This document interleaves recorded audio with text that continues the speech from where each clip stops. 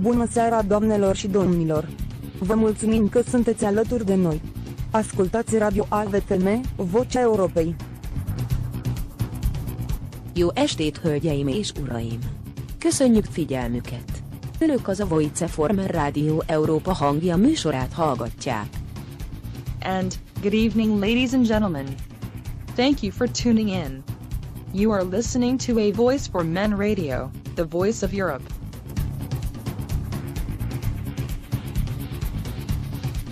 A Voice for Men is the flagship of the men's rights movement. And this show is probably the only one at this point addressing the issues concerning men and boys at a European level. If you ever thought that there's something wrong regarding the state's approach to men and their issues, this is the best place to start. This is the place where feminism gets to be called out on its lies and propaganda, and the state is invited to get out of people's lives. Please consider visiting avoiceformen.com and see how the truth in action sounds like. We are here and we don't plan on leaving anytime soon. And now, Lucian Valsen shall bring us on today's topic.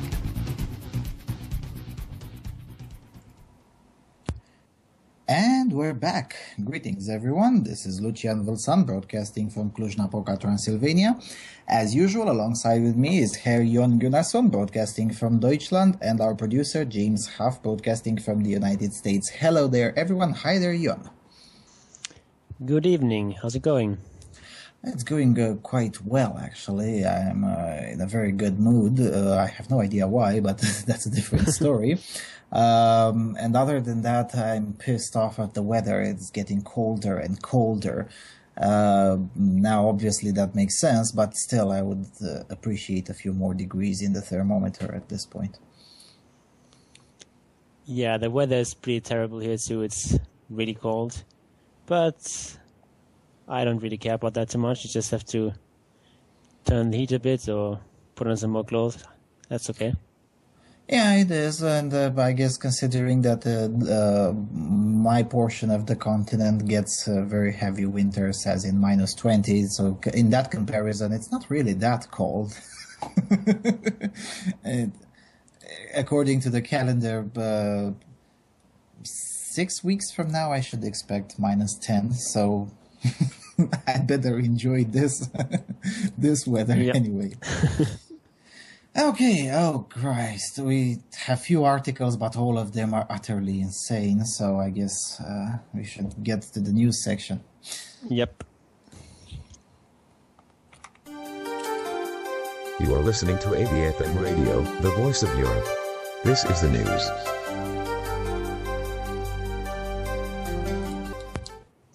Okay, go ahead, Jon. All right, the first article is from the Telegraph, United Kingdom, but it's a story about Germany, and it's called Incest, quote, fundamental right, German committee says. Laws banning incest between brothers and sisters in Germany could be scrapped after a government ethics committee said that they were an unacceptable intrusion into the right to sexual self-determination. Quote, criminal law is not the appropriate means to preserve a social taboo, the German Ethics Council said in a statement. Quote, the fundamental right of adult siblings to sexual self-determination is to be weighed more heavily than the abstract idea of protection of the family. End quote. Their intervention follows a notorious case in which a brother and a sister living as partners in Saxony had 4 children together. The couple had been raised separately and only met when the brother, identified only as Patrick S., was an adult, and his sister, Susan K., was 16. Patrick S. was sentenced to more than 3 years in prison for incest, and the couple have since failed in their bid to have the guilty verdict overturned by the European Court of Human Rights. The family was forced to live apart after the courts ruled that there was a duty to protect their children from the consequences of their relationship. 2 of the couple's children are disabled, and it is believed that incest carries a higher risk of resulting in children with genetic abnormalities. But the Ethics Council dismissed that argument on the basis that other genetically affected couples are not banned from having children. The Council said it based its recommendation on extensive research in which it found many incestuous couples are forced to live in secret. In one case, it found a woman was being blackmailed by her father and ex-husband, who threatened to deprive her of access to her children unless she ended a new relationship with her half-brother.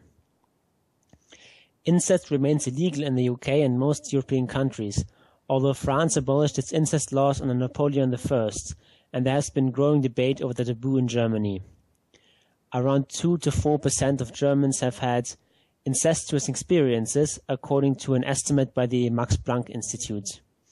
But a spokesman for Angela Merkel's ruling Christian Democrats indicated the government was unlikely to adopt the Ethics Council's recommendations. Quote, "The abolition of the offense of incest between siblings would be the wrong signal," said Elisabeth Wankelmeyer-Becker, legal policy spokeswoman for the party's group in Parliament. Eliminating the threat of punishment against incestuous acts within families would run counter to the protection of undisturbed development for children. So, what do you think? I don't want to live on this planet anymore. Seriously. Why precisely? Well, because, an ethics council dismisses the idea of banning incest on 2 counts, which is one, other genetically problematic couples aren't banned from having children. Well, they're not, but they're also harder to identify. And the second is that under the assumption that the banning of incest is necessarily exists in there just to preserve a quote-unquote social taboo. But it's not just because of that. Or in some countries, it's not about that at all. I mean, I'm pretty sure that in Sweden, they don't give a shit about social taboos. But at the end of the day, especially when you have state-funded healthcare, you would want to prevent, especially when it is possible, have more and more disabled children being born. I mean, it is a complicated issue, I agree, but to say that incest is a fundamental right, no, absolutely not. That's very interesting because I disagree with you almost completely here. I actually agree with the assessment of the Ethics Council, because the argument that we should ban incest because it leads to increased genetic defects is a rather weak argument, because if we adopt that kind of argument, we would also have to ban all sorts of other people from having sex. For example, if you have a woman who's, say, 40 compared to a woman who's, say, 20, the 40-year-old woman has a much, much higher chance of giving birth to a child with birth defects. And in general, this risk is between the 40-year-old and 20-year-old, that risk is higher than the risk of incest between a brother and a sister. Incest is really only dangerous if one of them already has a genetic defect, as was the case here with this woman who was mentally handicapped and then passed that on to her children. Or if you have a case where you have incest over many generations, where sort of birth defects can accumulate. If you have sort of a systematic incest, that is a problem for the gene pool, basically. But other than that, if you have just a single generation of incest, that's really not a big deal. Mm-hmm. Well, I like the comment in the chat room. Minjin says banning incest is essentially banning the aristocracy, which is true. I'm not convinced at all that birth at the age of 40 is far more risky than getting a child born out of an incestuous relationship. I'm not convinced about that. But let's assume that is the case. There are already policies of discouragement in many I admit it's they are almost always adopted as at a very, very small local level, but they still work, which is essentially doctors discouraging 42-year-old women when they go to a checkup or something. They would say, are you pretty sure that you want to have a kid at 42? Probably you shouldn't. And I'm completely fine with that. And I would be completely fine with doctors saying that to people who are in an incestuous relationship, but that doesn't mean we should ban it altogether. Oh, James? Yeah. You've heard the talk. What do you think? I'm staying out of this one. No, also, go ahead, Yo. Also, the thing is that there isn't actually a ban on having children. There's a ban on having sex. So it doesn't matter if you use birth control. It doesn't matter if you are sterilized. It doesn't matter. It only matters if you have sex. Mm-hmm. Yeah, that's a fair point. But I also think that politically speaking, formulating a different policy, which is to say just don't have children, fuck whatever you want as long as it's consensual, might broke that appearance of not encouraging any form of eugenics, I would guess. I mean, politically, it's hard to sell this argument. I'm in agreement with you that it would make a little bit more sense to have a ban on having children and not essentially on having sex. As you said, if they're sterile, there is really nobody hurt on that, and I agree. But I'm pretty sure that would be very hard to sell politically. Yeah, because the reason we have this ban on incest, I assume, is just because people are offended by incest because they find it disgusting. That is the reason we have this ban. Well, whether you find that disgusting or not should be irrelevant to criminal law. I don't know. France has. I mean, there's plenty of people who find gay sex to be disgusting, but that doesn't mean we should ban it. The communists used to find it offensive. You would get 10 years in jail in here for gay sex. Yeah. Yeah. I know, and it's exactly the same reason, because it's disgusting. They ban it because it is disgusting, not because it actually hurts anyone. Mm-hmm. Mm-hmm. And I think that is just a completely wrong approach to criminal law, which is unfortunately still far too common. Yes, and given that aspect, I agree with that. But given that aspect, considering that it's hard to sell politically a ban on having children on incestuous couples, I'm willing to argue that the best trade-off is to just leave the law as it is now, because it is a better approach than the incest is a human right approach, which... Really? Well, I wouldn't necessarily formulate it like that. I would just say that incest itself is a human right, but I think having sex with consenting adults is a human right. And whether that person is your brother or your sister, I don't think should play into that. Mm-hmm. I'm also reading something else now in the article that I didn't see when I first read it, which is that only Patrick S. was arrested and his little incestuous sister was not.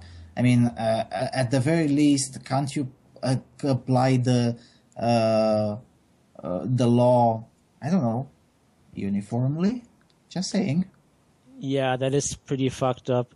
I'm not sure exactly when the incest started. It says in the article here that they met when she was 16.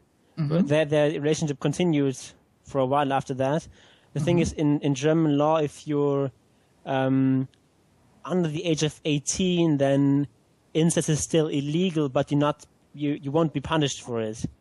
So if you have like a 16-year-old and a 30-year-old or whatever, Normally it's completely legal for them to have sex, but if it's incest, then it's illegal for both of them, but only the 30-year-old gets punished for that. So in Germany, 16-year-olds aren't criminally responsible? Really? I'm asking. I don't know. Yes, they are, but not for incest. That's a special exception for incest. That doesn't make sense.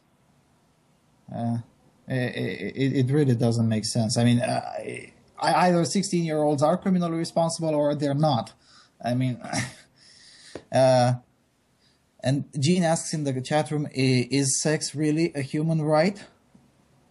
I don't know, I would say it isn't. It is a possibility. If you can get it from other consensual individuals, then okay. But if you don't, I'm saying sex with a consenting person, not sex as such. Also, I'm not saying that it is a human right, but I'm saying it should be a human right. Obviously, the list of human rights by the UN, it's pretty fucked up, but that's a completely different topic.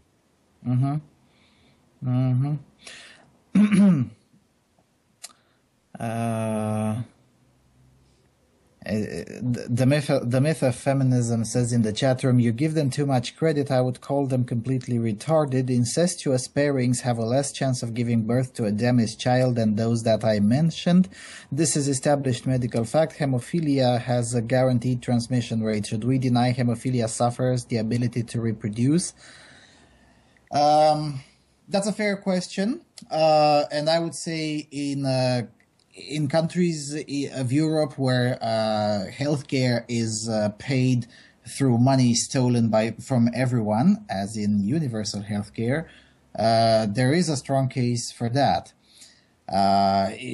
Because that's the problem. When you give the state the power to support you, you also surrender the responsibilities also to the state, and then the public has a much stronger case than it should have when it say, why are we supposed to support quote-unquote bad choices?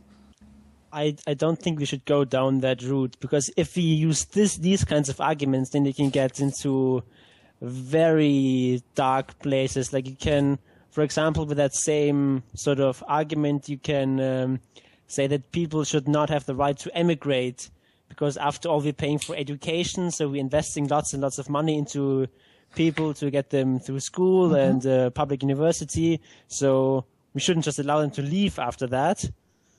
I mean, yeah, that's how the Socialist Republic used to think. If you wanted to emigrate, you would first have to pay back all the benefits you would receive, which were, of course, overly evaluated. That's how the German ethnics left this place and emigrated to Western Germany. The Western German state had to pay money to the state for them to be allowed to emigrate. Yeah. And yeah, I agree with you. It gets to a very dark place, but we are already in a very dark place.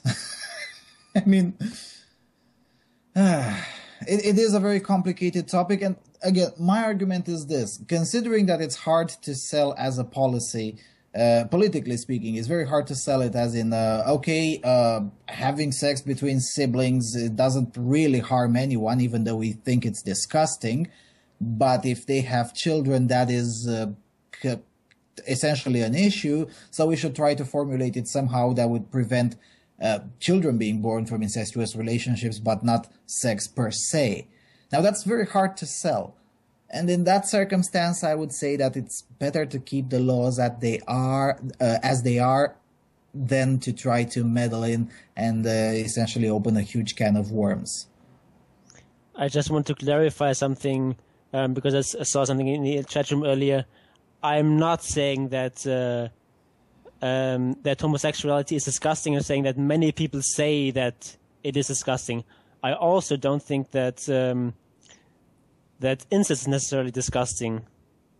But that's just sort of my personal opinion. Other people can have other opinions, and it shouldn't really have any bearing on criminal law.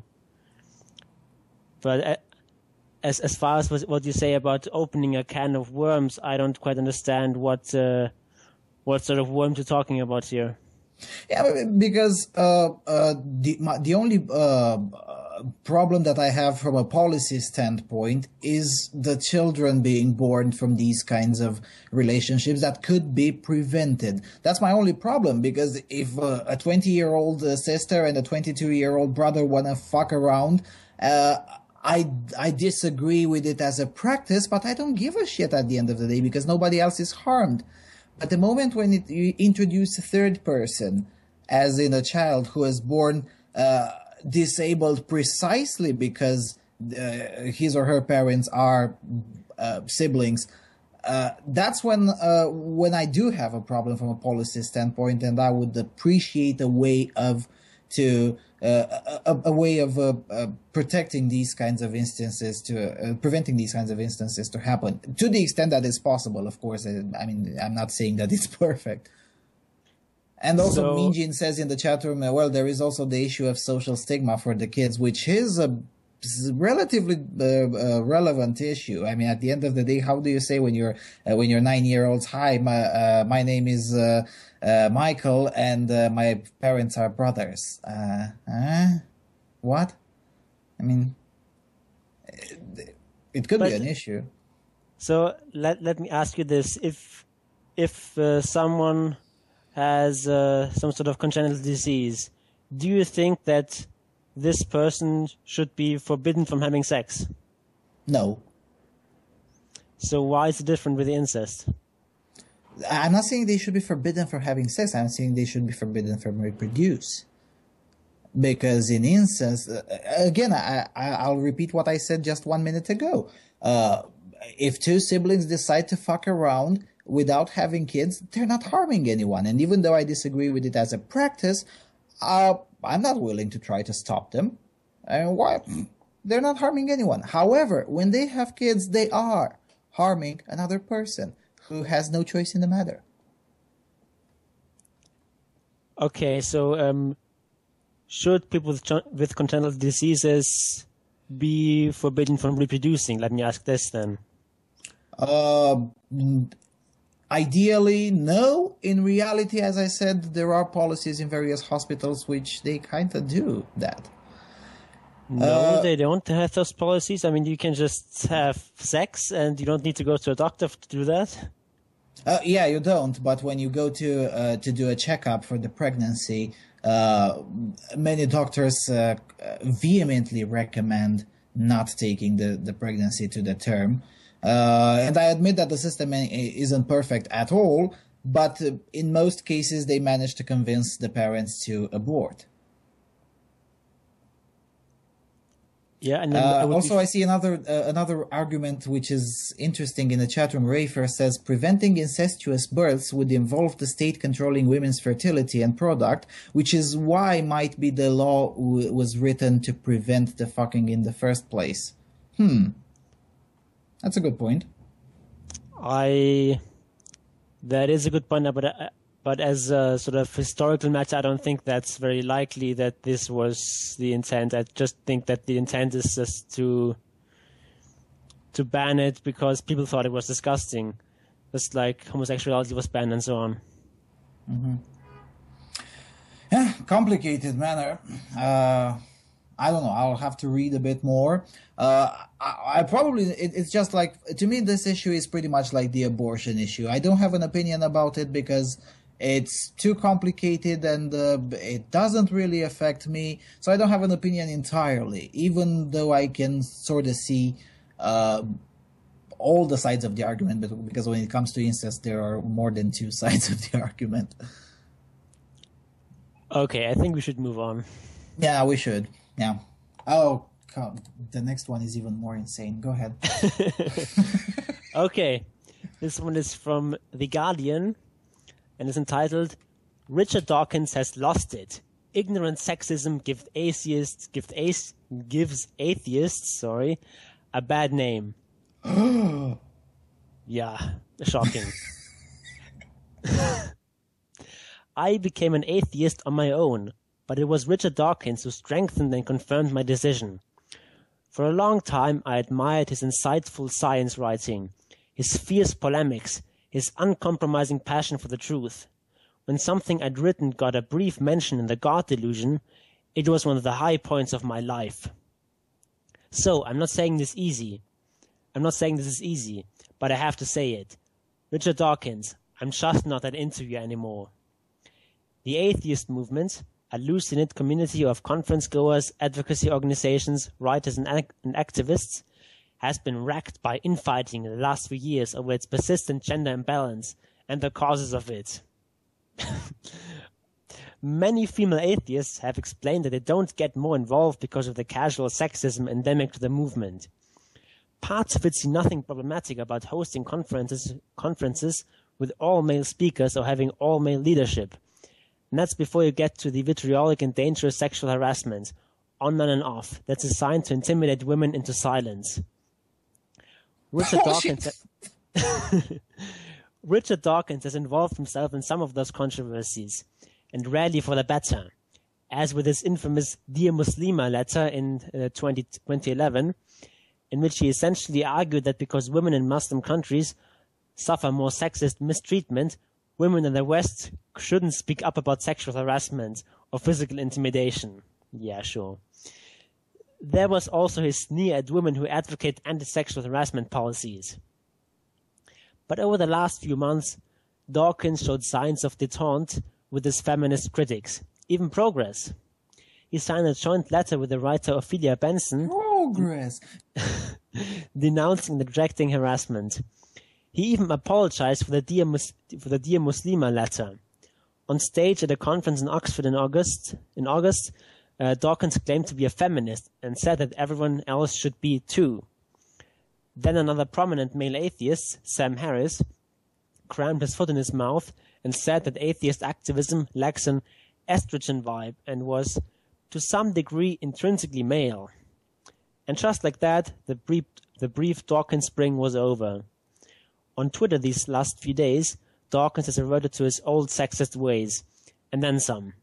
He's been very busy snarling about how feminists are shrill harridans who just want an excuse to take offense, and how Harris's critics, and his own, are not unlike thought police witch hunt and lynch mobs. Dawkins claimed that his critics are engaged in clickbait for profit, that they fake outrage, and he wished there was some way to penalize them. For good measure, Dawkins argued that rape victims shouldn't be considered trustworthy if they were drinking. No, he didn't say that. Yeah. Benson, with whom Dawkins has signed the anti-harassment letter just weeks earlier, was not impressed. I'm surprised and frankly shocked by Richard's belligerent remarks about feminist bloggers over the past couple of days, she told me. Part of what made the God Delusion so popular was surely its indignant bluntness about religion. It was a bestseller. Does that mean he faked his outrage? There's no denying that Dawkins played a formative role in the atheist movement, but it's grown beyond just him. Remarks like these make him a liability at best, a punchline at worst. He may have convinced himself that he's the most rational man alive, but if his goal is to persuade everyone else that atheism is a welcoming and attractive option, Richard Dawkins is doing a terrible job. Blogger and author Greta Christina told me, I can't tell you how many women, people of color, other marginalized people I've talked with who've told me, I'm an atheist, but I don't want anything to do with organized atheism if these guys are the leaders. It's not just women who are outraged by Dawkins these days. Author and blogger P.Z. Myers told me... Oh, please. Seriously? P.Z. Myers? Come on. At a time when our movement needs to expand its reach, it's a tragedy that our most eminent spokesman has so enthusiastically expressed such a regressive attitude. What's so frustrating from the standpoint of the large and growing non-religious demographic is that Dawkins is failing badly to live up to his own standards. As both an atheist and a scientist, he should be the first to defend the principle that no one is above criticism, and that any idea can be challenged, especially an idea in accord with popular prejudices. Unless it's feminism. Instead, with no discernible sense of irony, Dawkins is publicly recycling the bad arguments so often used against him as an atheist, accusing his critics of being outrage junkies who are only picking fights for the sake of notoriety, roaring about thought police as though it were a bad thing to argue that someone is mistaken and attempt to change their mind, scoffing that they're looking for excuses to be angry as though the tone of the argument, rather than its factual merits, were the most important thing, encouraging those who are a target of criticism to ignore it rather than to respond. This is the definitions of feminism. Anyway. The artist Amy Roth, who recently debuted an exhibit in which she literally wallpapered a room with the misogynist messages that she and other feminists have received, finds the systemic sexism incredibly frustrating. As she told me this week, the men and women in this community have a right to speak up about it, and if the best argument you have against us is that we are the thought police, or we are writing for clickbait, or that the weight of our words is equivalent to an actual witch hunt, then perhaps it's time to retire to your study and calmly re-evaluate the actual topics at hand. On other occasions, Dawkins himself has emphasized the importance of awakening people to injustice and mistreatment they may have overlooked. But when it comes to feminism, he steadfastly refused to let his own consciousness be raised. Instead, he clings to his insular and privileged viewpoint, and worse, is creating the impression that true atheists all share his retrograde attitudes. Like many scientists who accomplished great things earlier in their careers, Richard Dawkins has succumbed to the delusion that he's infallible on any topic he chooses to address, and in so doing has wandered off the edge and plummeted into belligerent crankery. Whatever he may say, it's up to the wider atheist community to make it clear that this one public intellectual doesn't speak for all of us. If the atheist movement is going to thrive and make a difference in our society, it needs to grow beyond its largely older, largely male, largely white roots. Dawkins' very public hostility towards the people who emphasize the importance of diversity, who want to make the community broader and more welcoming, and who oppose sexual harassment and sexist language, is harming the cause he himself claims to care about. In the long run, however, the reputation Dawkins will damage most is his own. Yeah, says that middle-class left-wing Guardianista with little to no accomplishments in life in comparison to Dawkins. Yeah, surely this Guardianista is the best to give Dawkins advice about how to manage his reputation. Not. Yeah. Go ahead. It's just completely staggering the sort of cognitive dissonance we're seeing here. These people basically accuse Dawkins and other regressive atheists of splitting this skeptic movement, when that's not at all what happened. It's exactly the other way around. What happened was that this whole atheism plus was introduced with, atheism plus feminism plus social justice plus a bunch of other stuff. And that is what has split the community. These atheist plus people came in, said you're either with us or you're against us, and then you're a sexist, you're a racist, etc. And this is what has split the community. Yeah. And divided against itself. And the thing is that these social justice warrior types, they're losing. Yeah.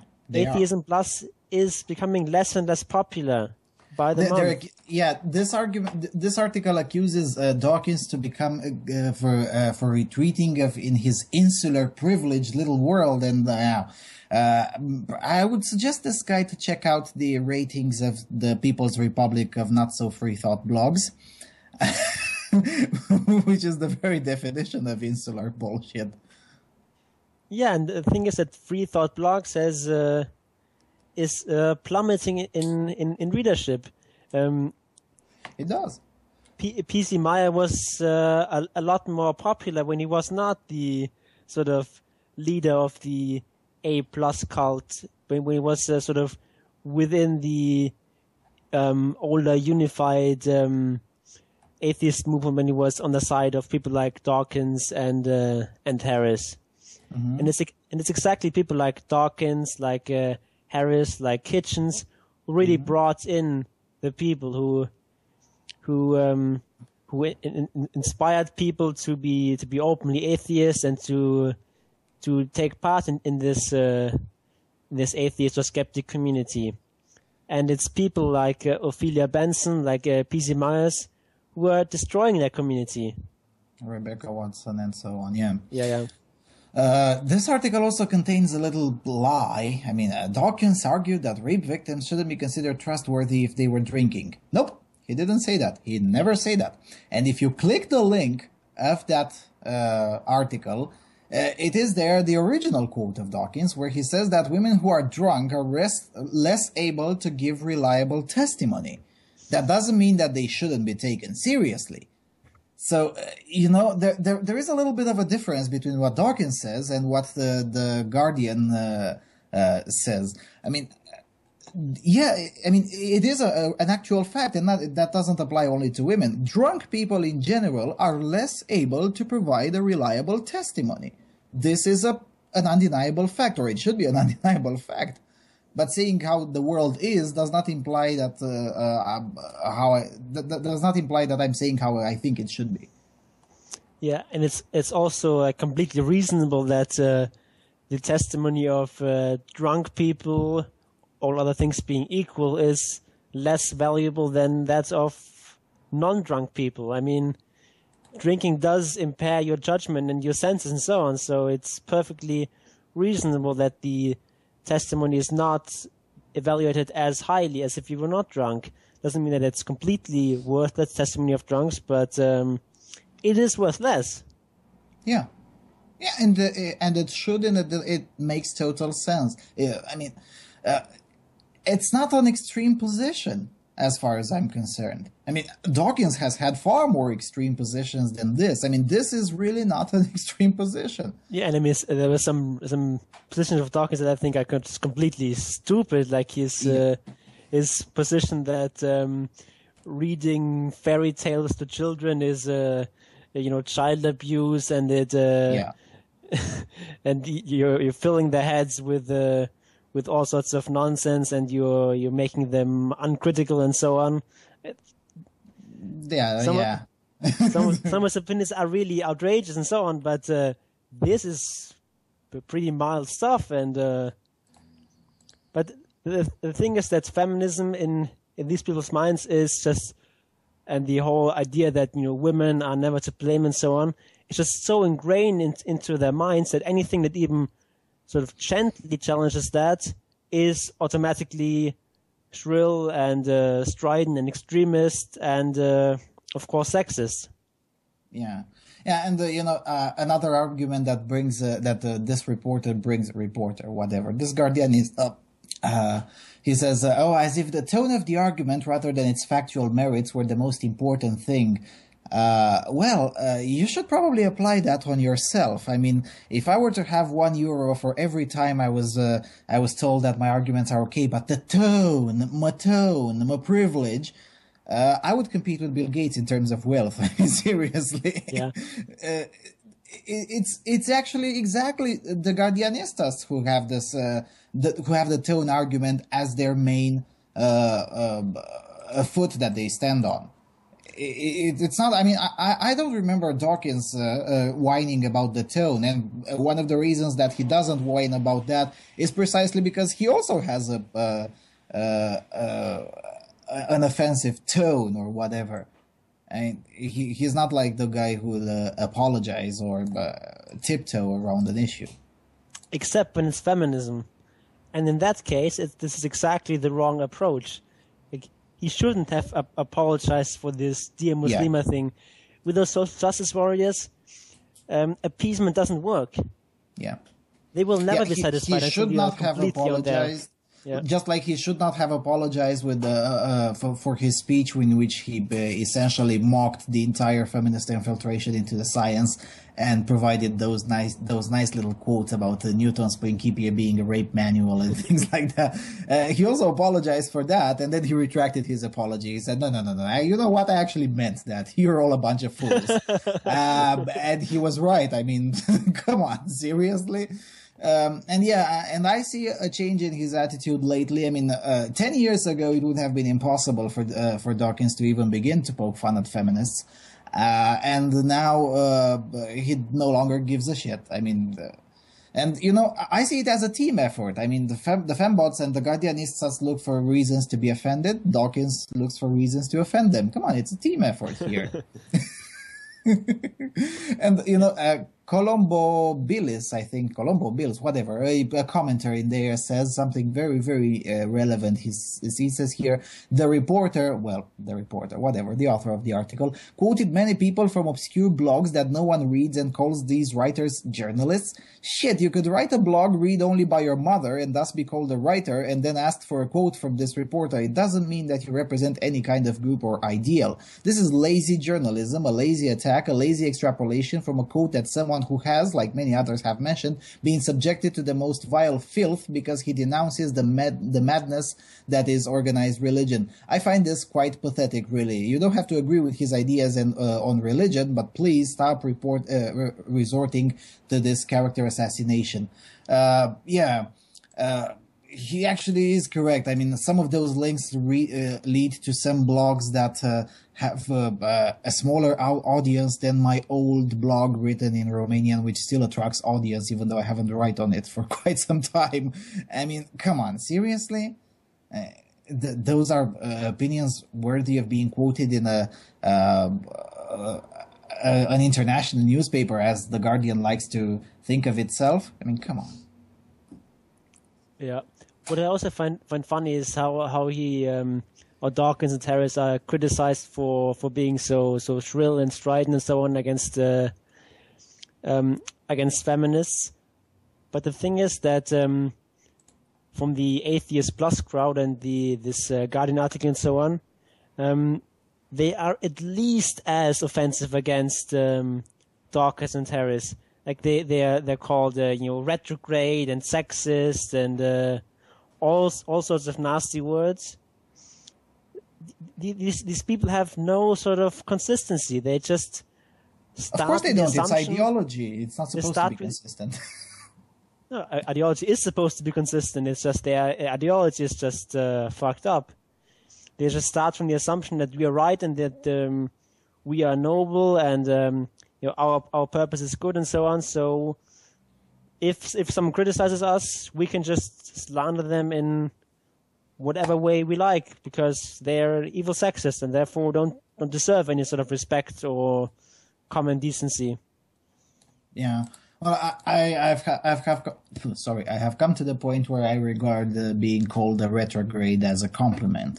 So you said it's a nasty. No, it's not. I regard it as a compliment. If someone calls me a retrograde, then it means I'm doing something right.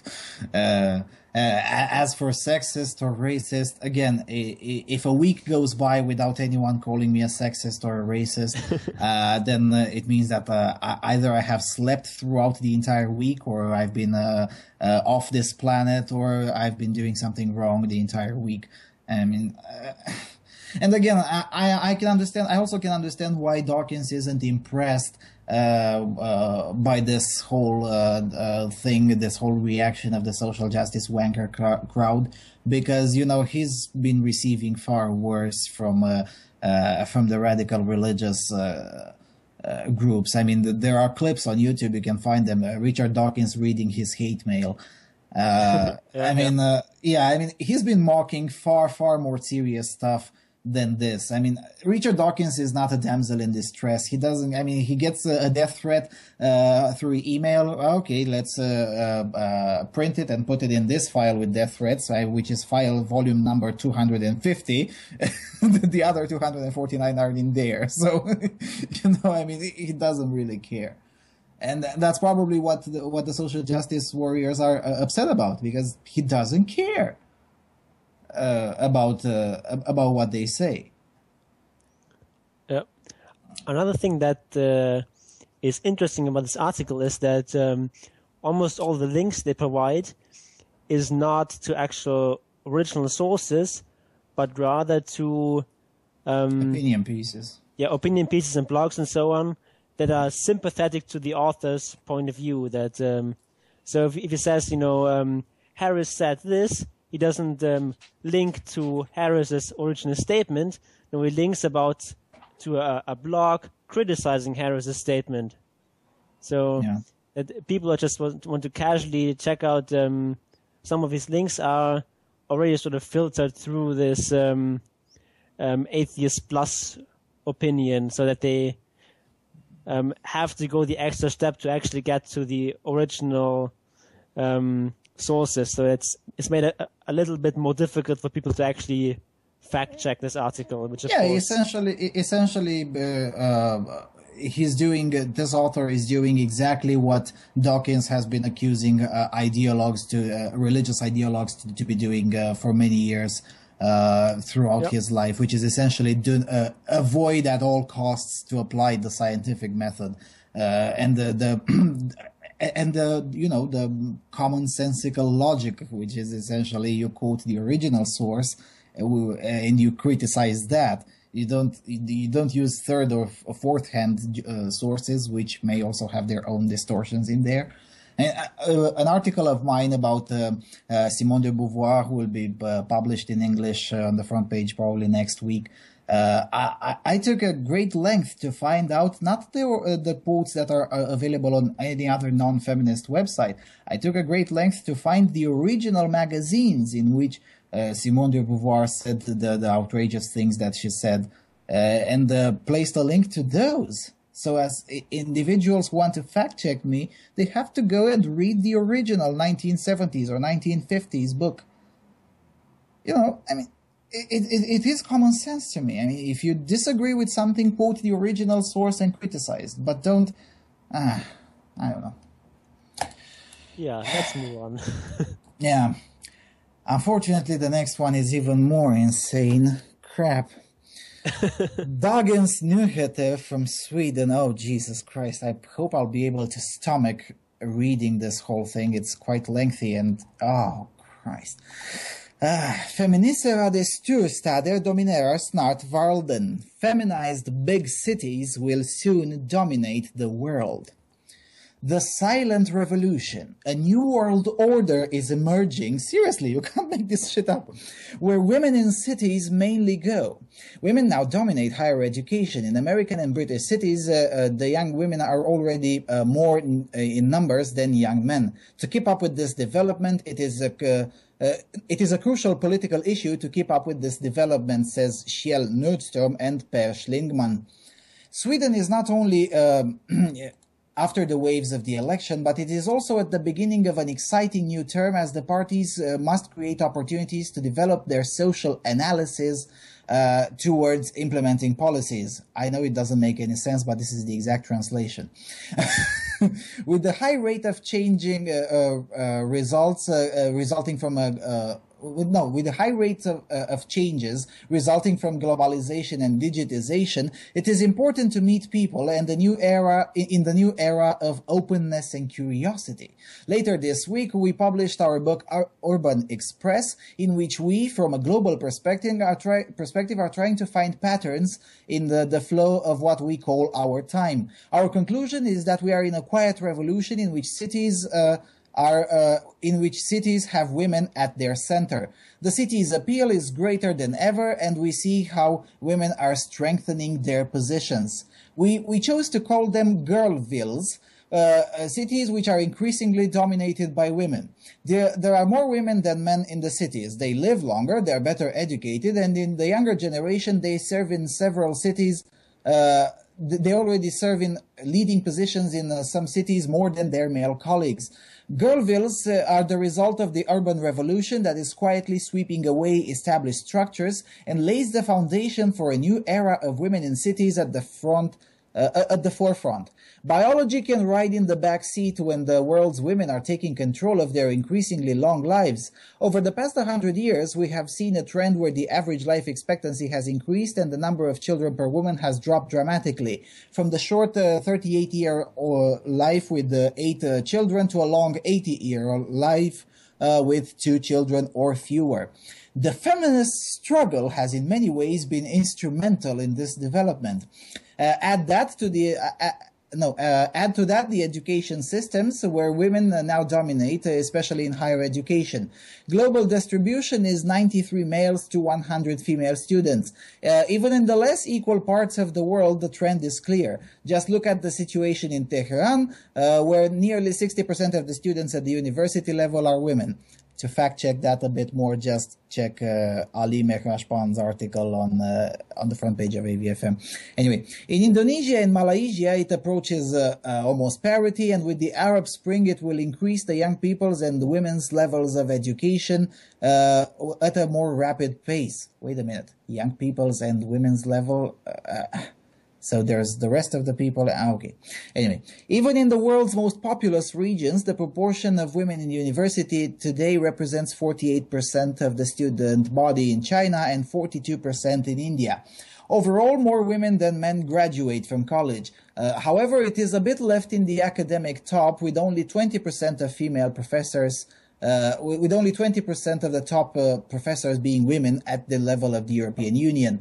In recent decades, women have made great inroads into traditionally male-dominated university areas such as medicine, law, and economics. Wait a minute, medicine has been a female-dominated place since... anyway. Recent figures from the higher education and statistics from Sweden show that women in Sweden take a degree...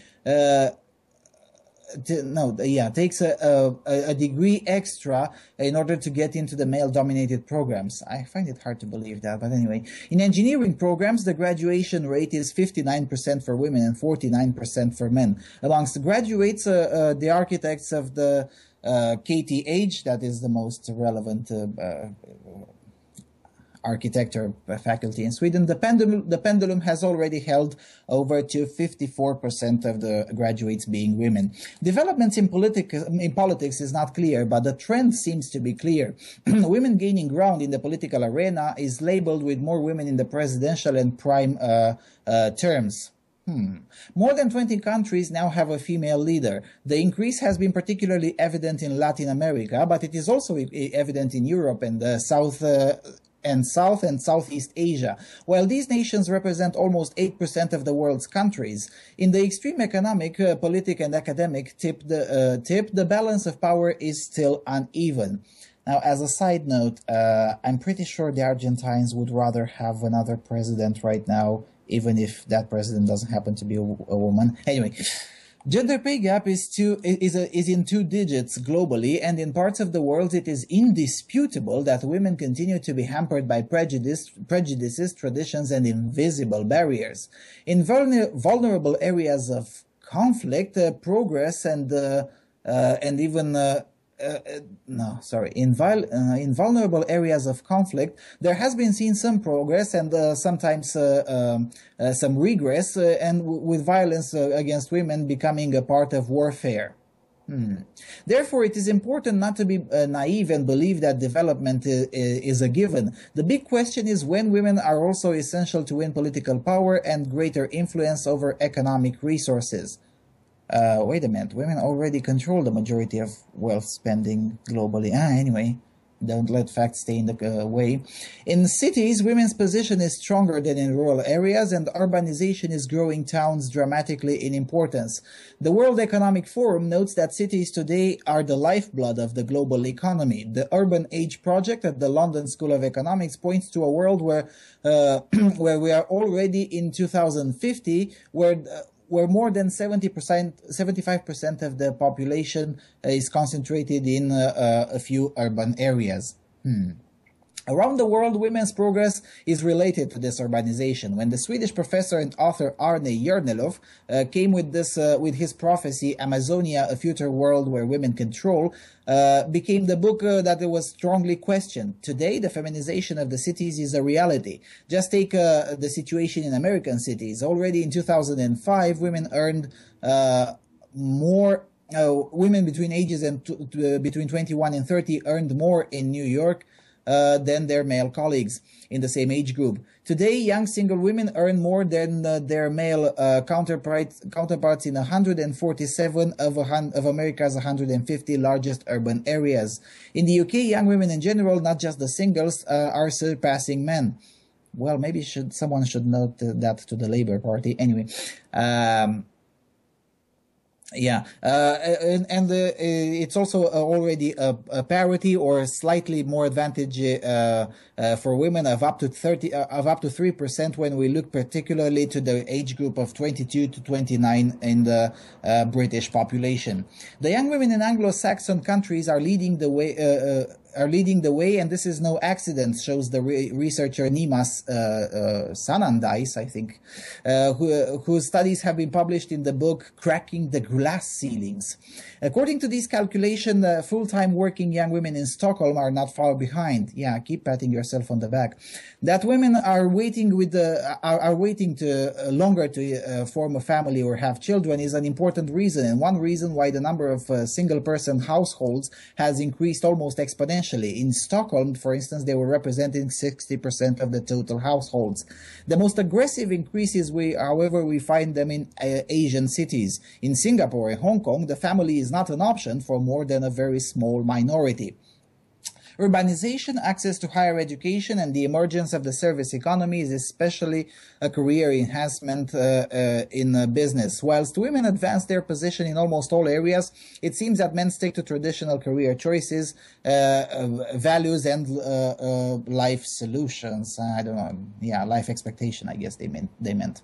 Although some conclusions in Hannah Rosin's controversial book, The Downfall of Men in the Women's Age, it is... although some conclusion in Hannah Rosin's book point to changes in American demographics, the conclusions are clear. Women are the majority of the American workforce. Of the 15 occupations expecting to grow the most over the next decades in the US, all but 2 of them are dominated by women. A new kind of world order is emerging in which cities and women in cities mainly go. An important political issue going forward with this should be how Sweden and Swedish cities can lead the way. To create attractive living conditions for people, after all, is a proven concept of the Nordic success model.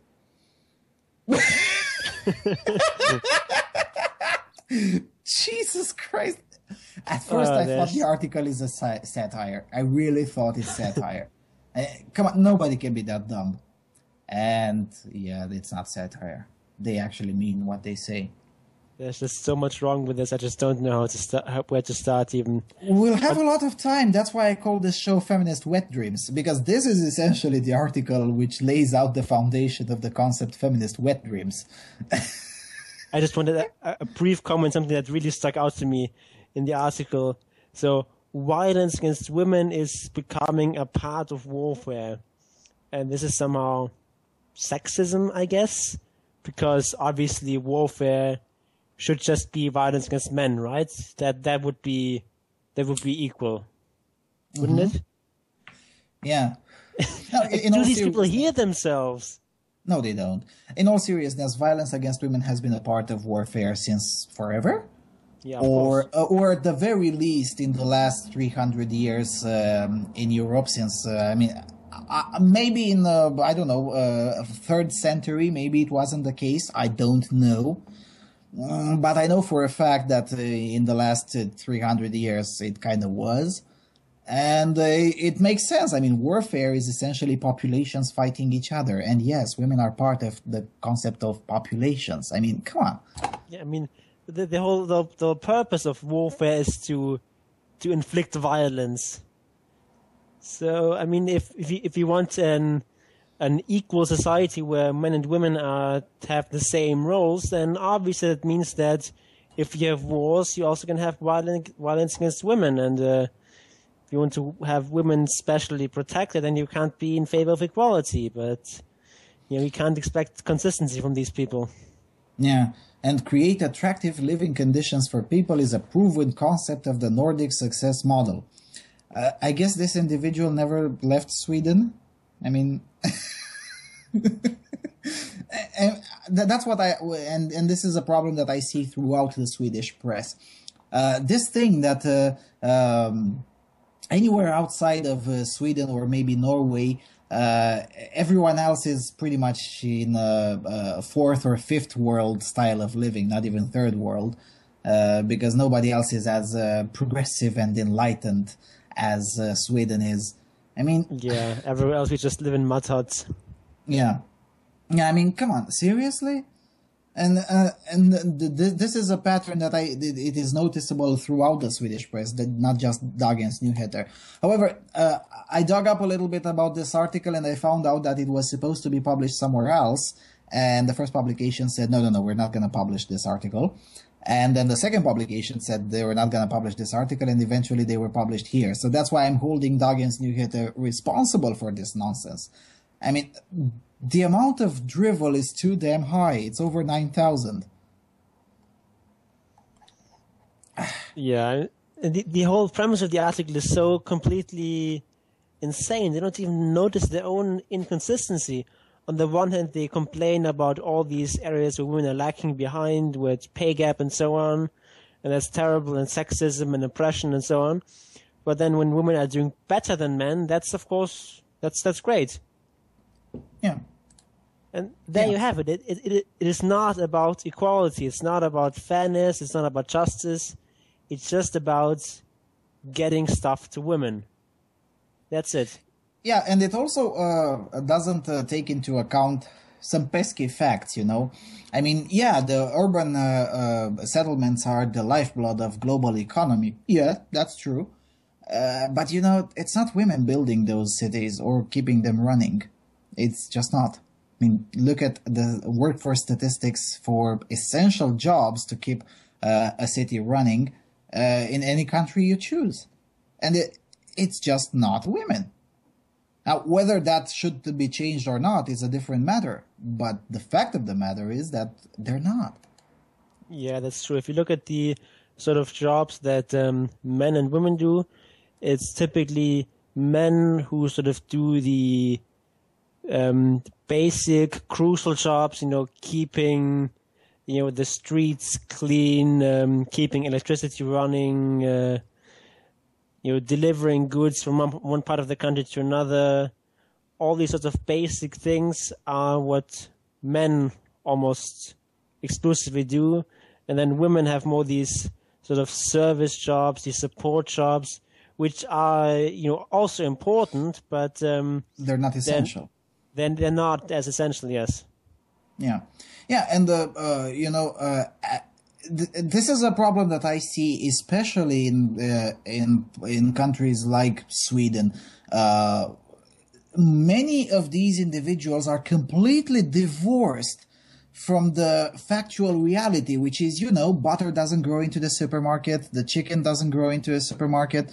You know, there's actual work being put in there for the food to get just a few meters away from your home. They're completely divorced of these realities. The same is true with that individual they are quoting here, Hannah Rosin, who's also who's known for that thing. Oh, are men obsolete? Well, if men stopped working for an entire week, you would be dead, bitch. So, I mean, come on. Yeah. Yeah, and in that respect, I would urge everyone to look for Judgy Bitch's article on avoiceformen.com called Pray Men Never Take a Day Off, which is essentially tells you everything you need to know about this topic. Anyway, we'll dissect this article even more in the second part, but let's read fast the last one, which is finally an article that I really like. The Dispatch International, also from Sweden, ledare sluta tjafsa om kvinnorepresentation. Editorial, Stop Bitching About Women's Representation. God, I love Ingrid Carlqvist. Equality is not feminism. Gender equality means that women and men have the same rights and equal opportunities under the law. Thereafter, each get to work with their own skills and let the best person win. Feminism is just the opposite. Women should be pushed forward, no matter how vile they are. One of all the worst things about Sweden is the deranged feminist debate that we keep on having. Later in the day, Aftonbladet published an article called Only 1 in 4 Folkpartiets members are women. Folkpartiet, the Liberal Party.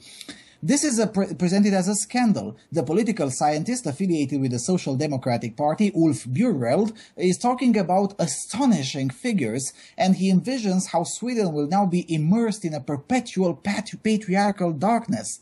But let's look at the overall representation of women in the parliament. According to Aftonbladet, it looked like this since 1973. So there was in 73 there were 21.1%, then 76 21.5, and it kept on growing since then until 2010 when it was 45%, and then in 2014 it was 44.1%. So slightly, the first time when it actually went down. And Ingrid Calvi says, so the proportion of women is thus 0.9% lower after this election than before this election. This is a disaster? Well, I would argue that the disaster is that most parties have thrown in a bunch of non-skilled women as candidates just to show how equal they are. The same has been done with young people. Just in with them, never mind if there's anything good as far as they are concerned, or they want anything other than to destroy the society that their grandparents have built. No one has investigated whether Sweden has become a better, richer, smarter country since the representation of women began to increase. Had they done so, one would probably come to the conclusion that the IQ level and the level of education and the ability to make wise decisions for Sweden has fallen after each election in the Swedish parliament. Not that women are generally more stupid, but the women who come in now into the politics, they have not done so because of their merits, but precisely because they are women. No wonder that so many senseless policies get voted in our parliament. Unlike the feminists, the Sweden Democrats did not have quotas for women, and they haven't thrown in any random person on its parliamentary list just to emphasize the political correctness of their organization. Therefore, the female members of the Sweden's Democrats seem to be a bit of a different fabric than, for example, the women who represent the Leftist Party or the Green Party. Just look at the tough Hanna Vai in yesterday's debate on SVT. She fought her battle with sharp arguments with the half-terrorist Rashid Musa from Sweden's Young Muslims. She'll take no nonsense from anyone, man or woman. Aftonbladet has also figured out the 8 parliamentary parties and their share of women. So let's see. The first is Vänsterpartiet, the leftist party, which has 57%, then the moderate 52%, the Greens 48%, also the Social Democrats 48%, Center Party 41%, Christian Democrats 38%, the Liberals 26%, and the Sweden's Democrats 24%. The leftist party is thus proclaimed as the winner, and what does the political scientist Ulf Bjereld says about this? Well, here it is, quote, "They've worked very hard and purposefully to portray themselves as a feminist party. Now they get a reward for this effort," end of quote. This Freudian slip of tongue is really fun and puts his finger on what this is all about. They have worked hard to present themselves as a feminist party. Even more wrong would have been if he had said that Vänsterpartiet would have worked hard to present itself as an equal party. For the feminist world, 57% of women is double plus good. For those of us who just want equal opportunity, this is an issue at best frivolous and at worst disastrous. Gender has nothing to do with outcome. It just means that no one should be discouraged because of their sex or having to be better than the opposite sex to be considered for top position. Equality is when men and women have the same opportunities, but then are judged by their individual actions, not by what they have between their legs. How anti-feminist of Ingrid Carlqvist to write such an editorial. I mean, the feminist initiative should speed up their efforts to build those concentration camps. I mean, come on, this is a disgrace. Re-education camps, yeah. Let's be careful here. Yeah, otherwise we get in trouble. Oh yeah, re-education camps. Yeah, they said it themselves. They call them re-education camps, so it's safe to call them like that. Minjin says, well, maybe Ingrid Carlqvist is suffering from internalized misogyny, which might be true. No, in all seriousness, I mean, what's the issue? Come on. And, you know, she's fundamentally right with that when she says that the political parties are now throwing in as many women as possible and as many quote-unquote members of the oppressed classes just to look how equal and diverse they are. But at the end of the day, you just get to have even more fucked up politicians than before. Yeah, and this whole assumption that more women equals more equality is just so fundamentally wrong that you can't even argue against it. They're not using logic or reason. They just define equality as having more women, and therefore we have more women. That's better, and that's that. Yeah, well, some of them are actually willing to admit that. If we could just get more women into the parliament, we'll have more pro-women policies being voted into the parliament, which pretty much implies that when there's more men, we have more pro-male policies voted, which doesn't really hold scrutiny when you look at the factual reality. Well, I don't think it necessarily implies that. I mean, it may well be the case that you have more pro-female policies if you have more women in the parliament. I'm not sure about that, but I think that's plausible. Well, in that case, then why, if we have more men in the parliament, we don't have more pro-male policies? Well, I mean, there's these studies that women have this strong in-group bias, but men don't. So that would be an explanation. Yeah, fair enough. Yeah, but don't say that because it's misogynistic. Sorry. Okay. Then let's go listen to some music, and then we'll be back and we'll dissect the previous article from Dagens Nyheter a bit more. And I have another nice thing about feminist wet dreams that I want to present to you. I've been getting some complaints that I'm not playing British music.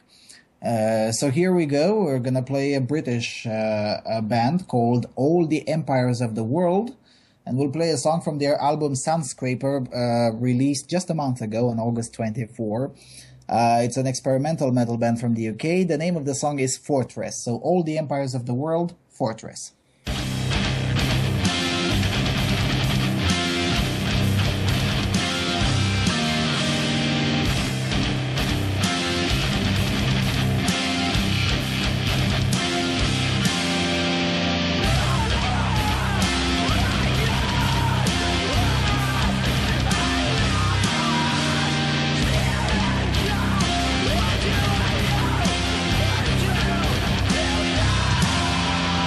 Yeah.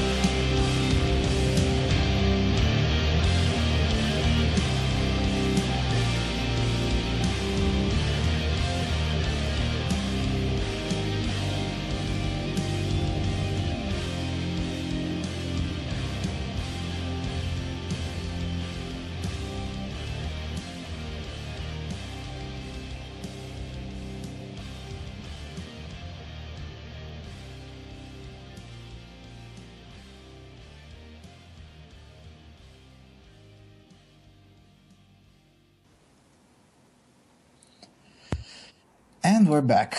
We've listened to all the empires of the world. Fortress, very nice band. Before saying anything else, the call-in line number is 001-214-272-0408. I'll say it again, 001-214-272-0408. And we're into the feminist wet dreams topic, and I'm just gonna make the argument, and then I'm pretty sure Jon will try to disagree, and probably someone will call in and try to disagree, which is going to be absolutely fantastic. I can hardly wait. One of the feminist wet dreams that I have identified is that they dream that every single university works like the ones in the United States, where essentially if you disagree with feminism, you're in great, great trouble. And as another evidence on top of the mountain of evidence that we have offered since we've been doing this show for many months now, over a year, is this link, which is horrifying as far as I'm concerned. It comes from the Sabancı University in Istanbul. It has an open job in there, so if you guys speak Turkish or English, you might consider applying. I'm sure some of you would love to work in Istanbul to be a gender specialist.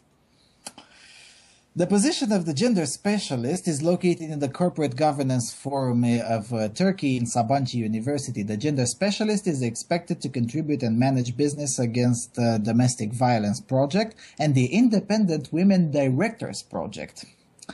Required skills, whatever, minimum 2 years of work experience, preferable in gender-related areas. Undergraduate degree in business economics and something similar, experience in data collections, whatnot. You need to speak Turkish or English, preferably both. And anyway, but this is the part that is extremely problematic as far as I'm concerned.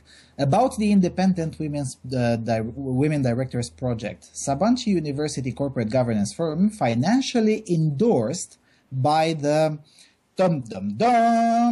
Swedish consulate in Istanbul, and in strategic partnership with Egon Zehnder, International Istanbul office, has initiated independent women's directors in 2002.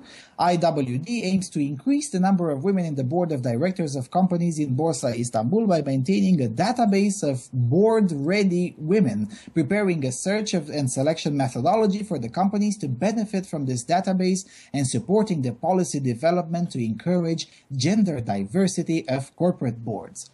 Well, who the fuck said that staying out of the EU will get you somehow sheltered of this whole nonsense? Seriously, why does the Swedish consulate and the Swedish taxpayers pay for this? I mean, can you please explain to me, Jon? Because I don't know. Why? I'm not entirely sure. I guess because feminism. That would be my best guess, but I don't really know exactly how the Swedish consulate is benefiting from this. I'm really at a loss. 3rd of October says it, puts it right where it has to be in the chat room. It's a progressive waste of tax dollars. And it is. Yeah, so we don't just have progressive taxes, but we also waste them progressively.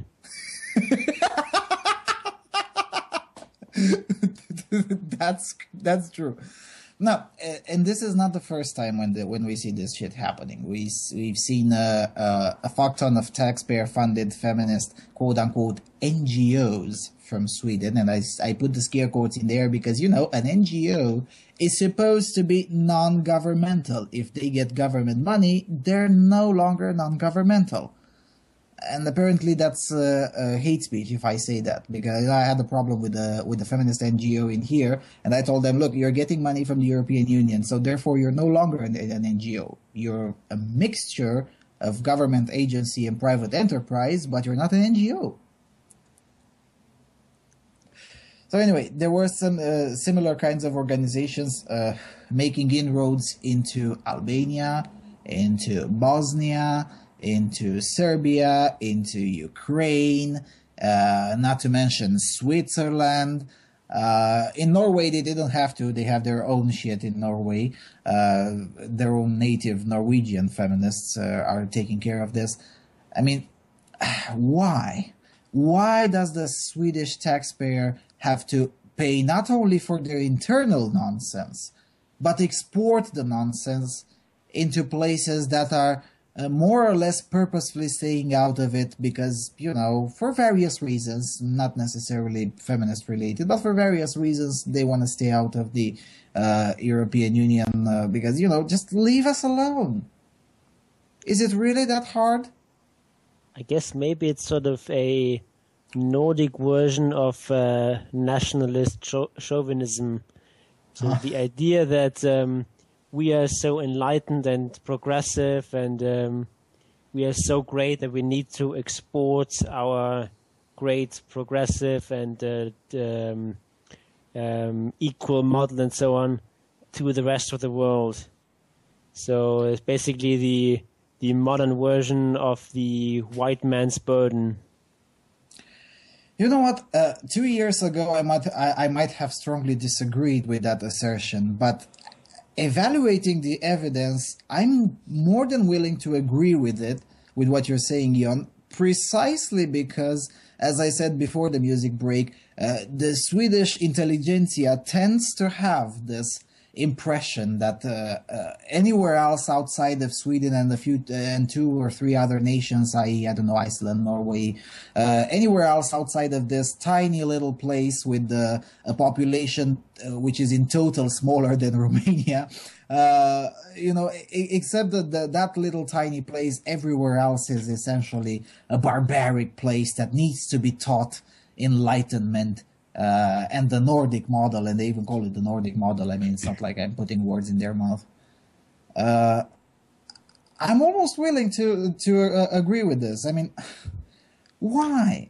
Yeah, and the thing is that a lot of people on the left in other countries are playing into this sort of delusion that you know, people in the United States and other parts of Europe are always sort of holding up the Nordic countries as this, you know, paragon of social democracy and the proof that socialism works. Yeah, basically. And you know, the thing is that the Nordic countries work sort of because they are in many ways less socialist than other countries. They do have a very high tax rate. They have a high welfare state. But in other regards, they're actually quite capitalist. So it's particularly Sweden, yeah. Yeah, it's reasonably easy to start a business there. There's not a lot of intrusive regulation on businesses, on you know, hiring people and so on. I disagree with that, and I'll explain why. I mean, yeah. Sort of relative to other countries like Germany, for example, or Spain, where it's almost illegal to employ people. Seriously, I'm not joking. Yeah. In that regard, I guess so. But you know, there was recently, and by recently I mean a year and a half ago, an opinion piece written in a, I don't know what Swedish newspaper, which essentially called Norway the last Soviet state of Europe, and that says something when Sweden calls someone a Soviet. But no, in all honesty, I don't understand, and this is not just a problem of the left. The so-called right is also doing it. You know, Sweden is regarded as a good place to do business, yet IKEA is now a Dutch company, and you know, I don't think that's accurate. I mean, there's a lot of unions who essentially dictate things, and I regard Sweden as a less free country than Germany and then Austria or even probably Hungary is even less free than Sweden. But other than Hungary and Spain, I think most of other nations in Europe, both in the EU and outside of it, are freer than Sweden, economically speaking. I mean, I don't agree with this, that Sweden is an economically free nation. I don't think it is.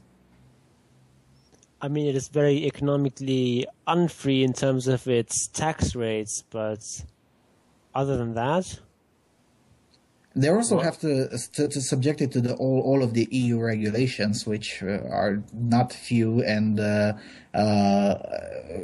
quite fucked up. Some of them. I mean, have you looked at the EU regulations in every industry? Because I have.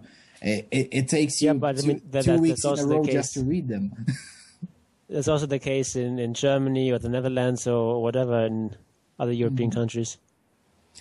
Yeah, and not just their tax rate, but then again, I mean, on surface, and the point I'm trying to make here is that Sweden is essentially very good at PR, very, very good at PR, which essentially manages to hide the huge systemic problems that exist. And because, most people don't speak Swedish, very few can actually fact check some of the assertions of the PR machine of Sweden. Also, another thing that is worth mentioning is that the taxes in Sweden are actually a lot less progressive than in many other countries. Too. Because they raise a large part of the revenue through value-added tax instead of relying primarily on income taxes and so on. Value-added tax is basically a flat tax, but in practice it's usually a regressive tax because poor people end up spending a greater portion of the income and saving less. Yeah, that's true. That's true. Yeah, that's the case in Sweden. In Norway, it's even worse. That's also the income tax and the value-added tax, and then there's also the revenue coming from the oil rigs that the state owns in there. Even though they finally figured it out that it's better that the state doesn't operate them and let the private enterprises to operate them, and suddenly they had an increase in production. Who would have thought? But again, going back to that, to the argument of nationalism, chauvinism that you made, and is there a way to counteract it? I mean, because again, I'm still in shock that Sweden spends, the taxpayers are forced to spend, and the state of Sweden spends so much money into exporting their model everywhere. I mean, there's now a legal proposal in Canada to enforce the Swedish model on prostitution. And I mean, everywhere, wherever you look on the planet, there has to be at least one agitation or NGO somehow connected to the Swedish state advocating for this nonsense. Why? I'm really not sure how we could go about stopping that or reducing that. No, I suggest, first of all, just counteract it. I mean, how do we make individuals question a bit more? I mean, because as you said, there are a lot of individuals, particularly on the left, but not exclusively on the left, who when they see, oh, it's coming from Sweden and it has to be good. How do we make individuals to question that? I mean, not to be fooled just because it's coming from Sweden, that doesn't mean necessarily it's good. I've never managed to develop a way of convincing people to question a bit more this thing. Yeah, I'm not sure about that either. The thing about Sweden is that it used to be a much more free country. Like early in the 20th century, they used to be like one of the freest economies and one of the freest countries overall.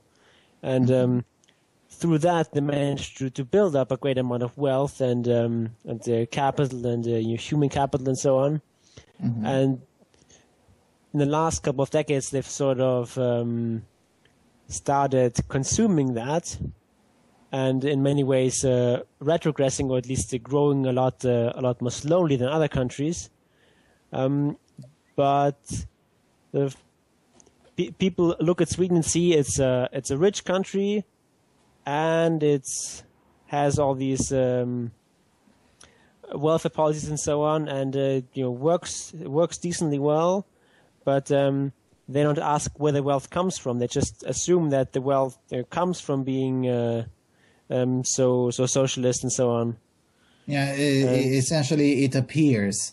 That's the problem with many of these analyses. They consider that people or nations just happen to have money. Yeah. Yeah.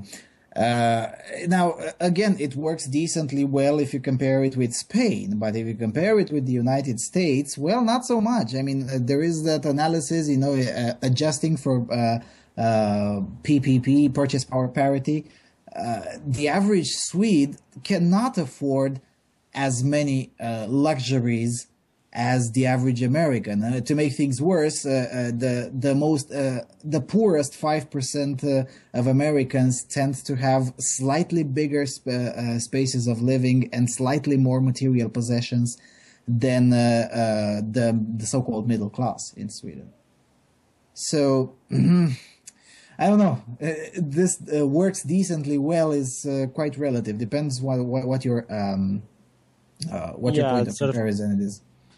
People like to sort of badmouth the economic position of the United States, which, there's a lot of problems with the American economy, but they are still one of the richest countries in the world, and people often just like to forget that, but actually the standard of living over there is extremely high, and yes, it is. And what I found, and I had this discussion before when I chose the focus on this topic.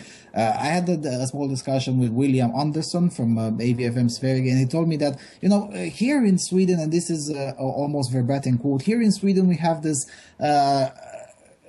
entire cognitive dissonance. On one hand, we behave culturally as if we are the 51st state of the United States. I mean, they import almost everything, culturally speaking, from the United States. But on the other hand, most of the population is anti-American. And doesn't make sense, but that's how it is. So, in that respect, I even though I've been studying Sweden for many years now, there are things that just don't make sense. And again, I don't understand why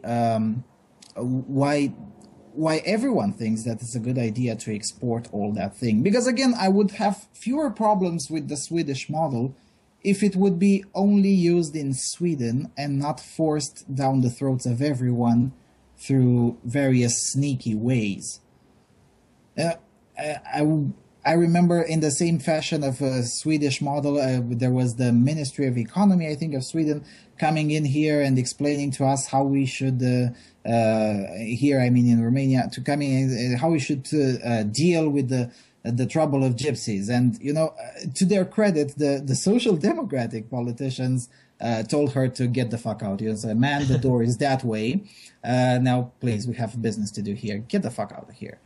And there was an extreme outrage in the Swedish press. I mean, how could they dare to tell us to get the fuck out? Well, you don't know everything about everyone. Yeah, there's this sort of presumption among intellectuals. They have this sort of arrogance that because arrogance of pride or whatever, that they've mastered this one particular subject, and then they are qualified to speak about everything. And if people have some sort of problem with the say gypsies or whatever group, that obviously just must be because they're prejudiced, and it might be that, but you should maybe look at that more closely and study the problem for a bit before you make pronouncement like that. And I don't know pretty much anything about gypsies in Romania, so I'm not going to presume to tell people whether the Swedish people are right or whether the Romanians are right, or I just don't know. Yeah, but myself and you, and we have this this nerve to say, I don't know. But I've rarely, if ever, seen a member of the, especially Swedish intelligentsia, saying, I don't know. No, they never say, I don't know. Even when it's obvious that they don't know. I mean, I was looking because at... that would mean losing status, and then they're no longer these intellectual giants that are just... that just can do no wrong. Yeah, well, the same is true with Richard Dawkins. I mean, of all the babbling that the Guardian was throwing at him, and we read in the first part of the show, he always stresses that he doesn't know certain things. I mean, yeah, that is very Richard important. Dawkins, even though we don't like him for for some of his positions, some of them you already mentioned, which are indeed stupid, but even then, he has the nerve to say, look, I don't know. And that is really the sign that you're dealing with an actual, real intellectual, someone who actually reflects about his positions, and someone who actually recognizes the limits of his own knowledge. Yeah, so what you're saying essentially is that the Swedish intelligentsia and the Swedish state, who seeks to export its model everywhere, doesn't recognize the limits of its own model, and can't recognize it, or it won't recognize the limits of its own model. Yeah, exactly. But that is sort of the problem, that the people who are most limited, who are most ignorant, are typically the loudest, because they just don't recognize the extent of their own ignorance. Whereas the people who actually know a lot, they do realize that there's even much more out there to know, so they are typically much more careful and nuanced in their pronouncements, so their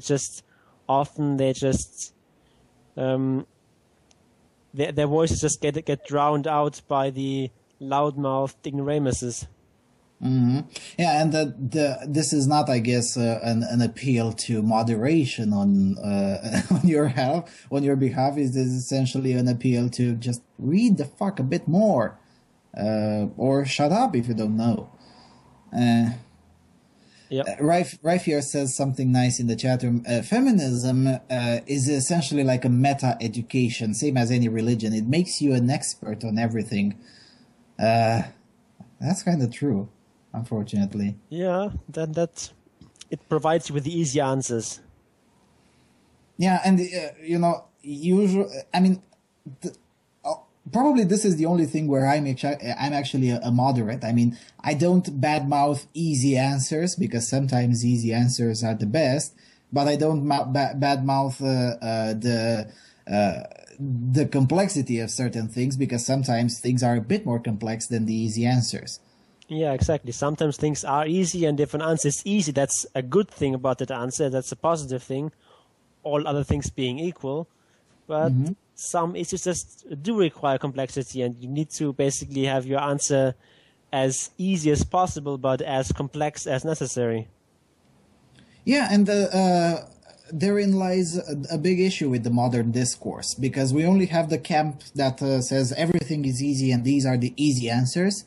And then we have the camp of appeal to sophistication. No, but things are a bit more nuanced. So we have to approach the thing intersectional, even though it's not necessarily at all. And then you get this huge word salad, and then you get some really easy solution. And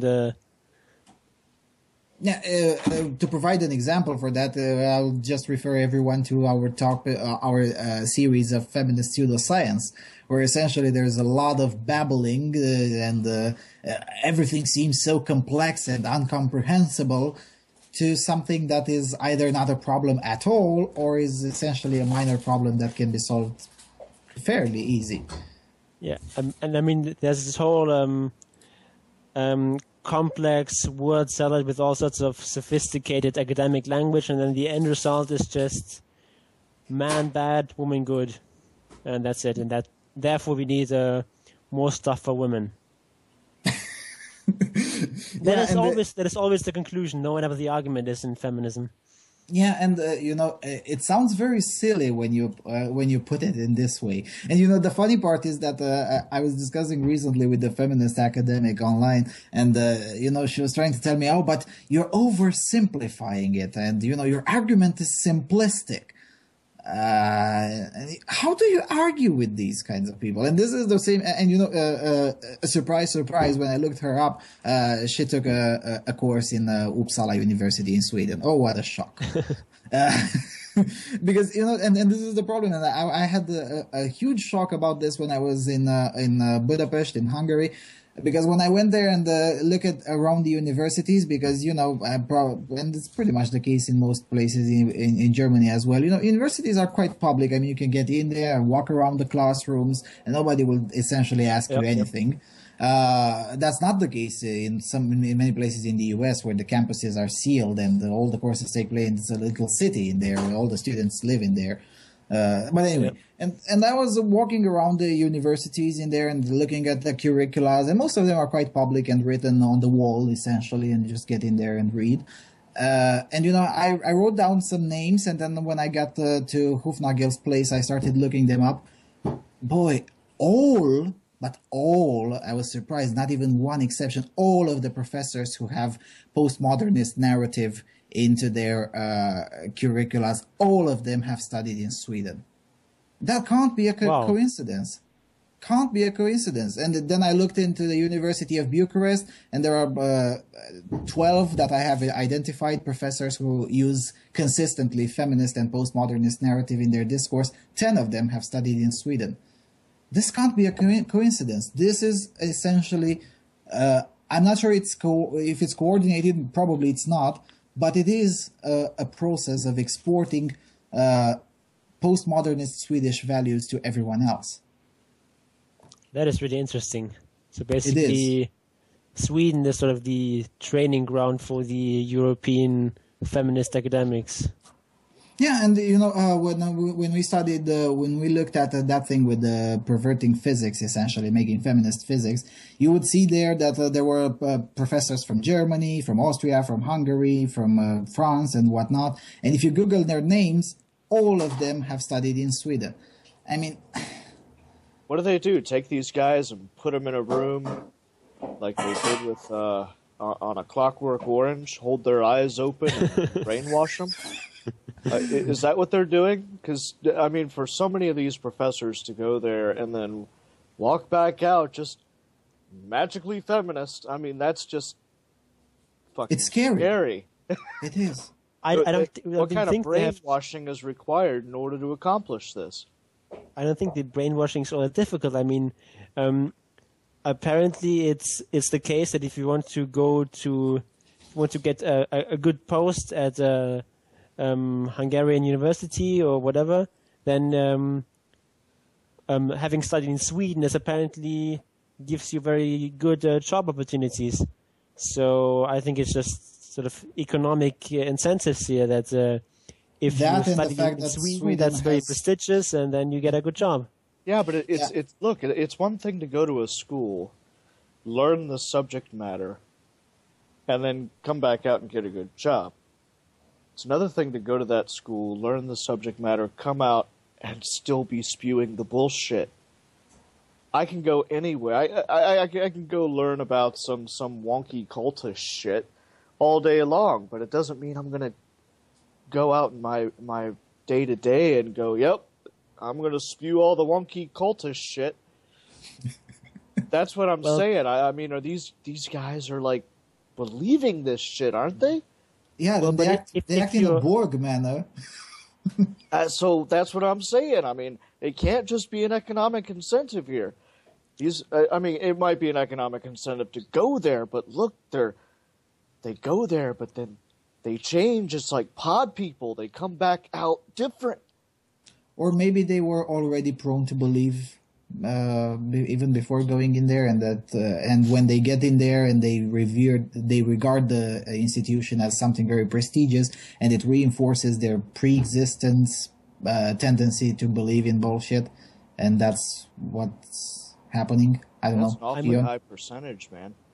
Yeah. I mean, the thing is that these people their job, once they are out of university in Sweden and they get a position in Hungary, is to spew the cultist nonsense.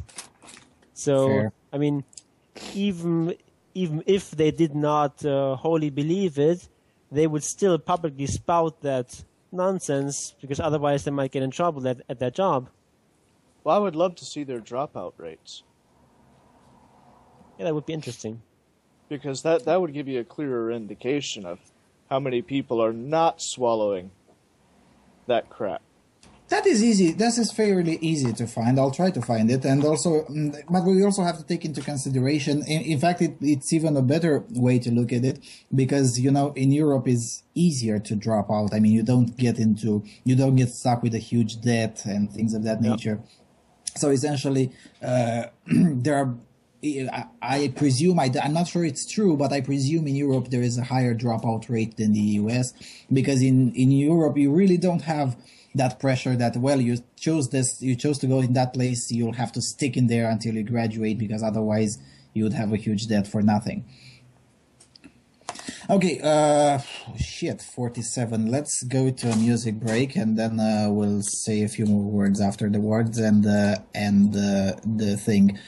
Portuguese rock band, another very new song, launched on August 27 this year. Name of the band, Demon, album Curse of the Angels. Demon, Take Me Out.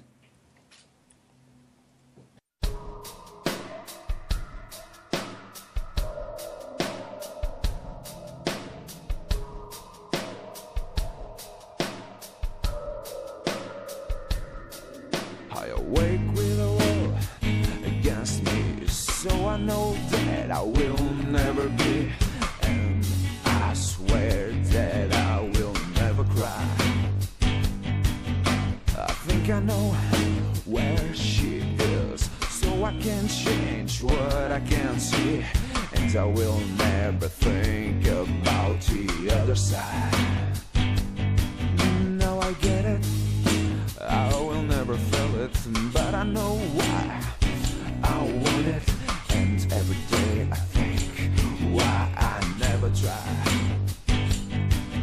Now I get it, I'm lost in the hole. I never thought that I'd lose my control, and now I'm praying for the day that I die. I see angels flying, I see my soul lost in the shadows, so take me out of here. I see angels flying, I see my soul lost in the shadows, so take me out of here. Take me out of it, so take me out of it, so take me out of it, so take me out of it. Now I'm under the moonshine, screaming and crying. There is no place to hide.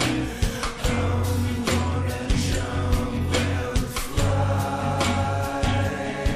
I see angels flying, I see my soul lost in the shadows, so take me out of there. I see angels flying, I see my soul lost in the shadows, so take me out of there.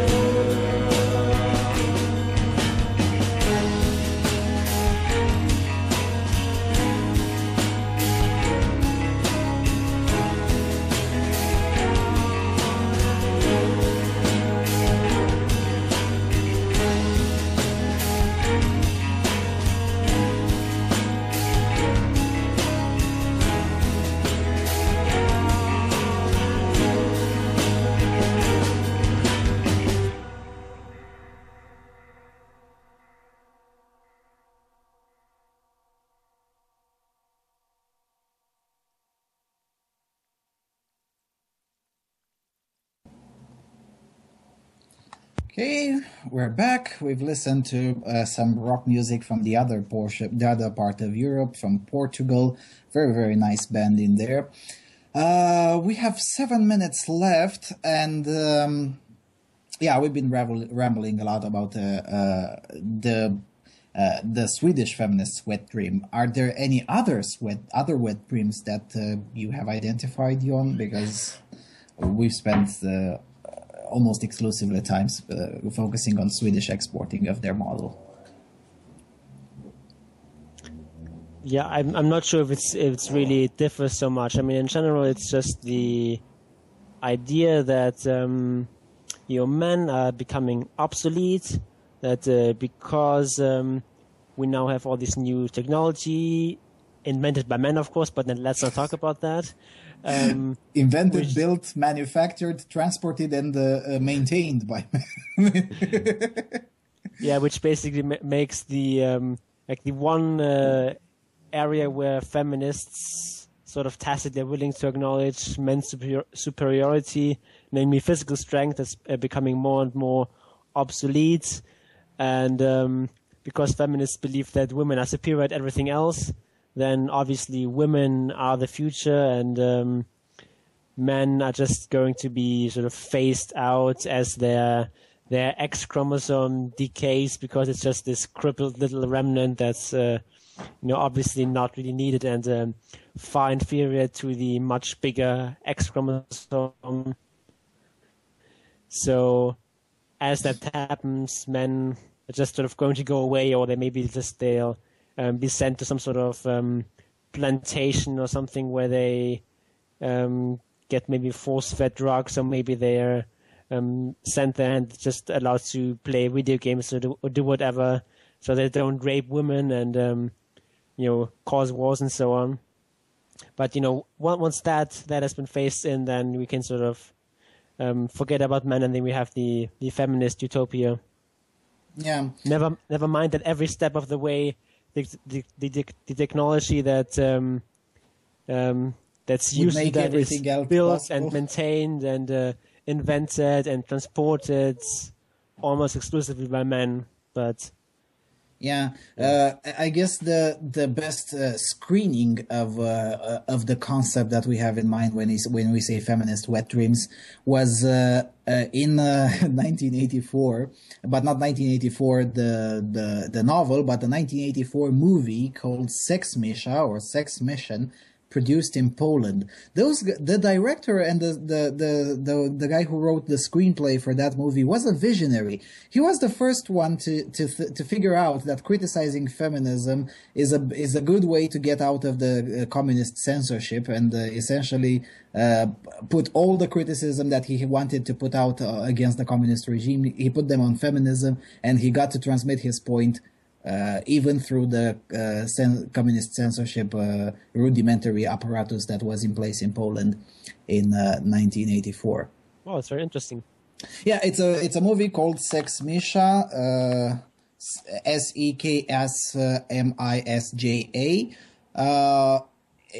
I can't say on the air how to find it, but it's easy to find it on the internet.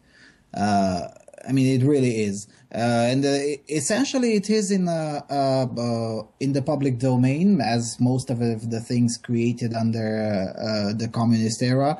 But generally, it's a very, very good movie, and in there it goes even one step further. The whole the society built entirely by women and run by women was essentially editing history. Saying that the disappearance of men was a natural process of evolution when it was essentially following following a biological war or something like that. I don't remember exactly the plot, but I'm not gonna put any more spoilers. You can look it up yourselves. But really, that is, I guess you'll have to see that movie to understand exactly what I mean by feminist wet dream.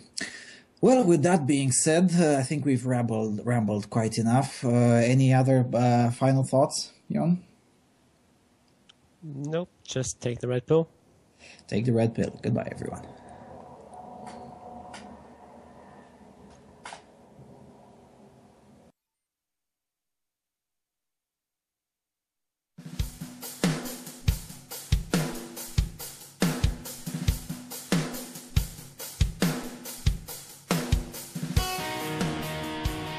This has been a production of A Voice for Man. Lucian Vâlsan and his guests, thank you for listening to The Voice of Europe.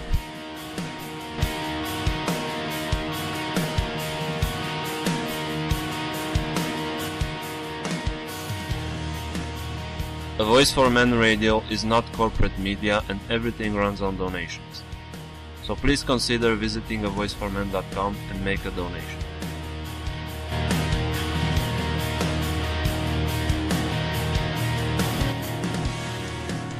We would also like to thank the artists De Prima Terra, Îmbeznă, Cristian Buica, the Iranian band Arsames, the DDG Project, and all the other artists that offered us their songs to use under Creative Commons license.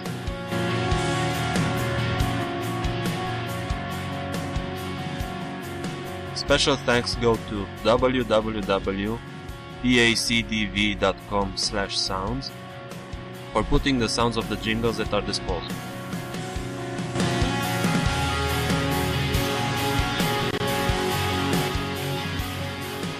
We would also want to remind the listeners to take the red pill.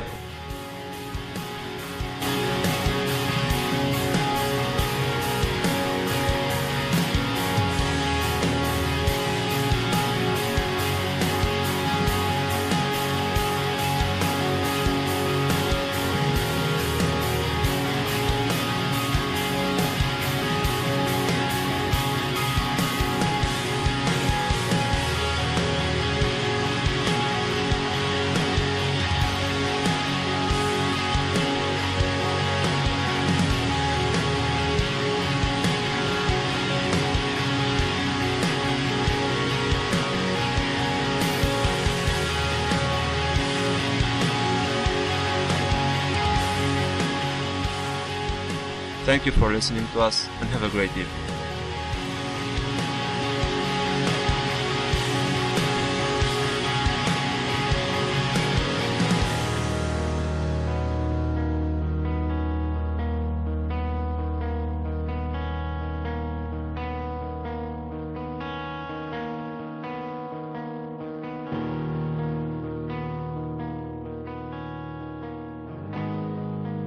Ați ascultat Vocea Europei.